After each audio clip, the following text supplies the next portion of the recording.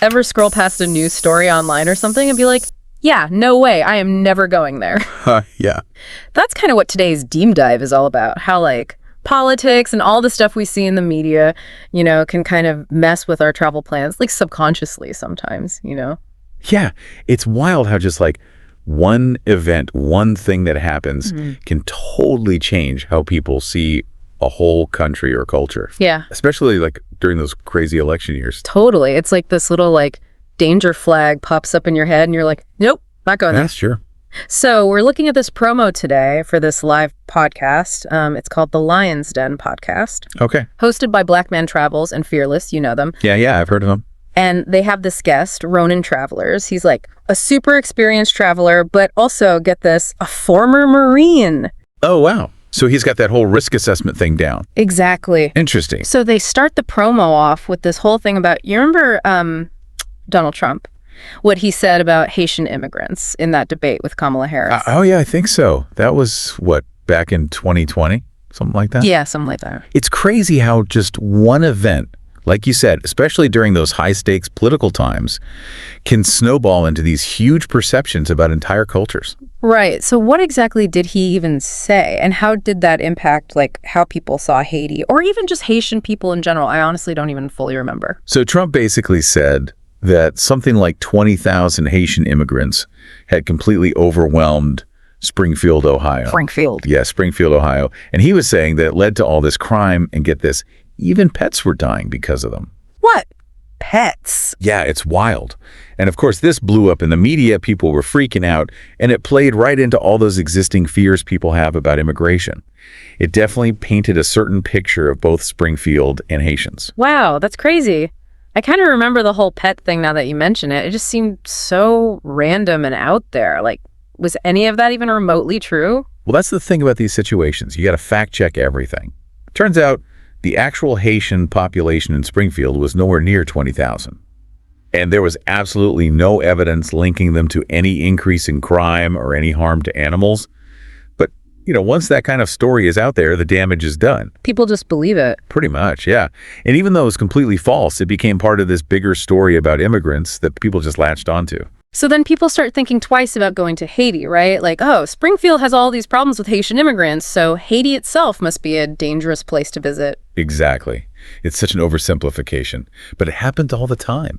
It's Right. like one little drop of poison in a whole well, you know? Like that one messed up story can totally change how people see an entire country, even if it's all based on nothing. And it's not just politicians, right? Like the media is a huge part of this whole thing too, spreading those stories like wildfire. Or absolutely, 100%. Think about it. The news outlets, they're businesses too. They want people to watch and read their stuff, you know, get those clicks. And a story about some peaceful, happy country, Yeah. that's not exactly going to break the internet. Right, no one's going to click on that. Exactly. But something about like danger or conflict, oh man, people eat that up. It's true, sadly. So then it's just this crazy cycle. The media focuses on the bad stuff because it gets attention. And then those same stories, even if they're exaggerated or whatever, they start to shape how we see the world. It's like they're only showing you the worst parts of a movie and then expecting you to judge the whole thing based on that. And that's where I think this Ronin Travelers guy comes in, right? Right. Because he's got that whole like military background. Exactly. I'm super curious to hear what he has to say about all this. Yeah, he's probably seen some stuff, right? Being a Marine. I mean, that's a whole other level of risk assessment.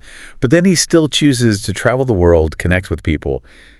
That says a lot. It's kind of inspiring, actually. It makes you think. Like, have you ever, I don't know, thought about not going somewhere because of something you read online or saw on the news? Oh, for sure. It's easy to get sucked into those stories, Yeah. especially when they play on your fears, you know? Totally. But this is the important part, right? Like, we have to think for ourselves. We can't just believe everything we hear. Absolutely. Do some digging, look for different points of view, figure out what you believe. Don't just let fear make all your travel decisions. Yeah.